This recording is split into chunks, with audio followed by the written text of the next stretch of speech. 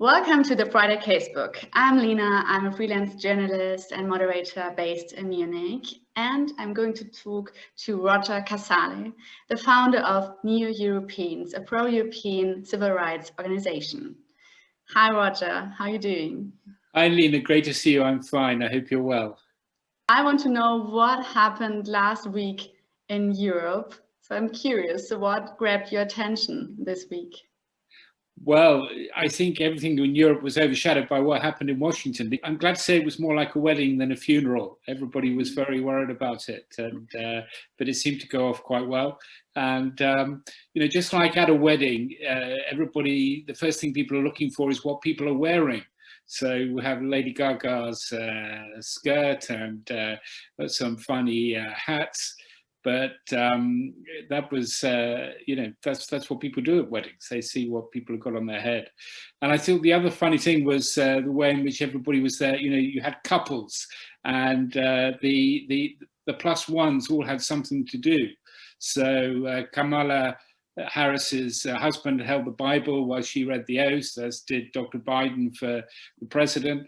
Hillary Clinton had to remember to wake up her husband, Bill.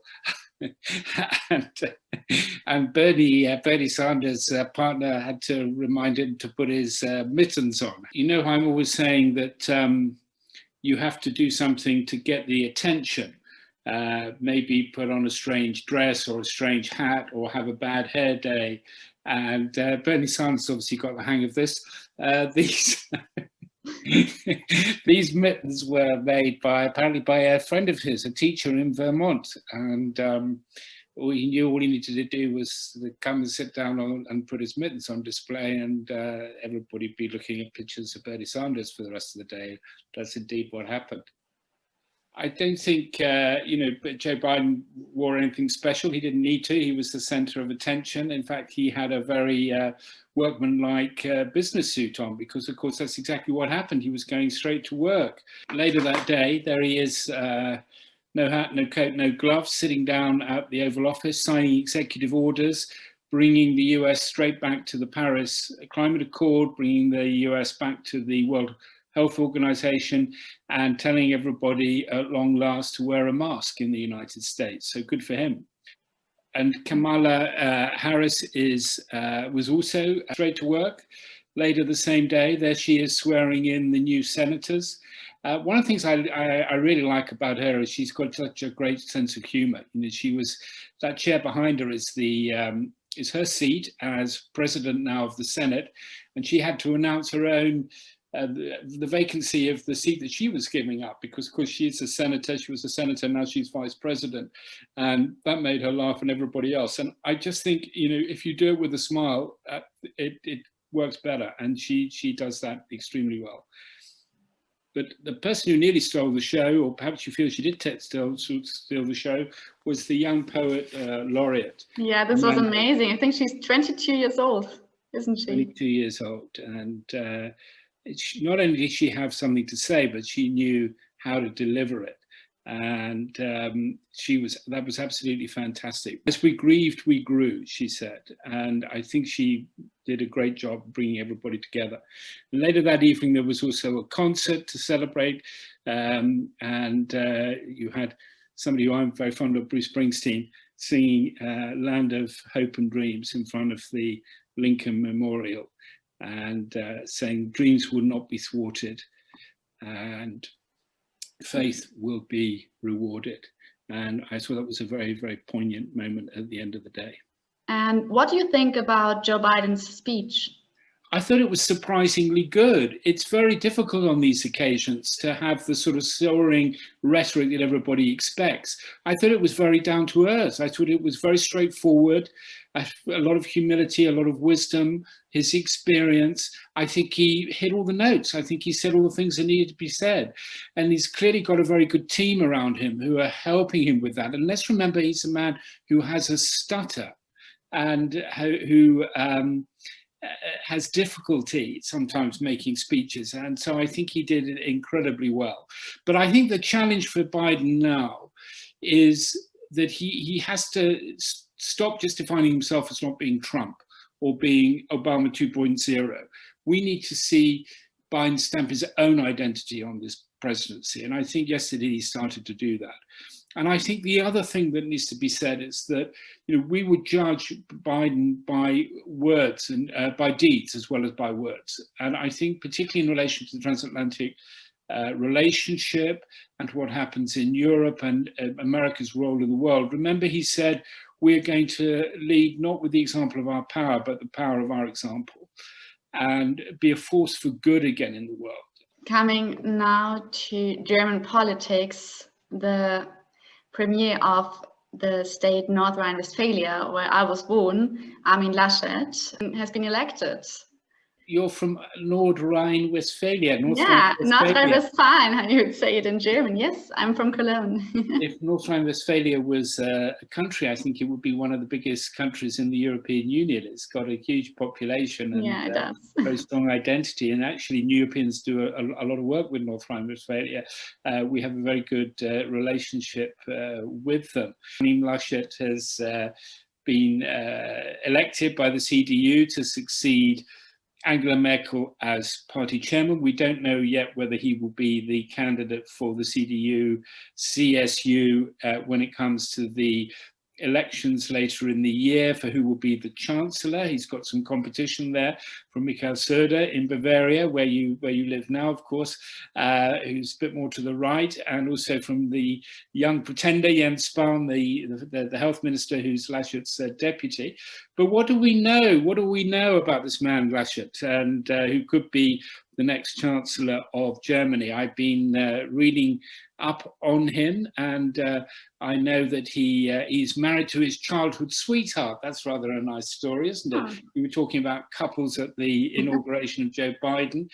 I thought that was so sweet that he had, I mean, yes, if we were talking about the French, we'd be talking about their mistresses and their lovers and things, but he married his childhood sweetheart from the school choir, believe it or not.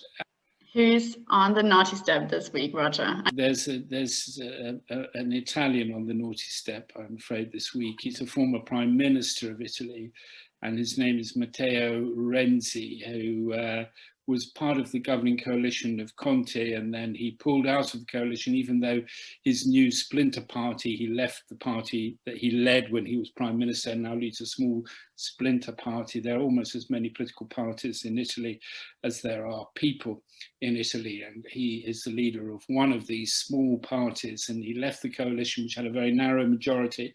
So it looks as if he was about to bring the Italian government down and open the door to new elections, which might let in a right-wing extremist populist Matteo Salvini. But fortunately, the government survived votes of no confidence, both in the lower house and in the Senate. And so you might ask, what was it all about in the first place, since Matteo Renzi and his small number of MPs, who nevertheless were decisive in terms of the majority of the government, abstained? And I think a journalist must have asked Matteo Renzi, what do you think you're doing, Matteo? And this is what he said. Actions speak louder than words. Search me. I've no idea. I don't think Matteo Renzi has got any idea why he pulled his MPs out of the government coalition and caused the government crisis, and neither do we. So he goes straight on to the naughty step. Good choice, but to be honest, I thought you would select Trump one last time to be on the naughty step. Well, it's interesting you should mention Donald Trump. I don't think we've heard the last of him. In Britain, not that I'm based in Britain anymore, but I do remember that when prime ministers leave office, they put some names forward for what's called the honours list.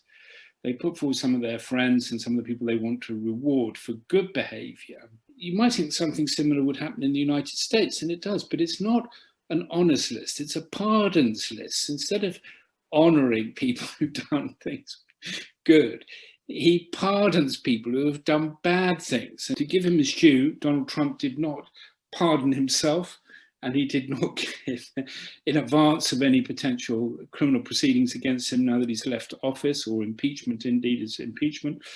And he didn't pardon any of his family, but he did pardon his mate, Steve Bannon, and quite a few others as well. What else caught your eye this week, Roger? Well, I think we should remember that, you know, the problem that they have with democracy in America and the challenge that they face, we have problems over here. And one of the big problems we have is with Hungary, with Orban's so-called liberal democracy. None of that has gone away. Let's remember that Orban is a great friend of Donald Trump's and takes a lot out of Donald Trump's playbook. Let's have a look at them again here. This was in 2019. I think Donald Trump will position himself as being against the entire establishment in the name of a kind of radical populist extremist movement, which he may try to start and head up in the United States. We know there's a lot of support for Donald Trump that pits itself against, once again, against the entire political establishment, Democrat and Republican. And this is, of course, exactly what Orban is doing with his one-party state with Fidesz. Again, I think it's very important that the new leader of the CDU, Laschet, and other members of the European Popular Party, the EPP, the European People's Party, the EPP in Europe, really take a much firmer stance against Orban. They need to, throw Fidesz out of the EPP, not just suspend it. And I think they also in the EU need to say, look, unless you can demonstrate that you are signed up to and respecting the rule of law and democracy and human rights in Hungary, there's no more European money for you. Let's look ahead. What do you need to know? Where should we be, even virtually? Well, next week, of course, is the 27th of January is International Holocaust Memorial Day. And on that day, we will be having the next in our Quo Vadis series, I'm pleased to say, some about Belarus, Poland and Ukraine. We have some wonderful speakers, activists from Belarus, anti-corruption campaigners in Ukraine, and we have Monika Frukowiak, the judge who's under pressure for standing up for the rule of law in Poland. Thank you very much for your insights, Roger.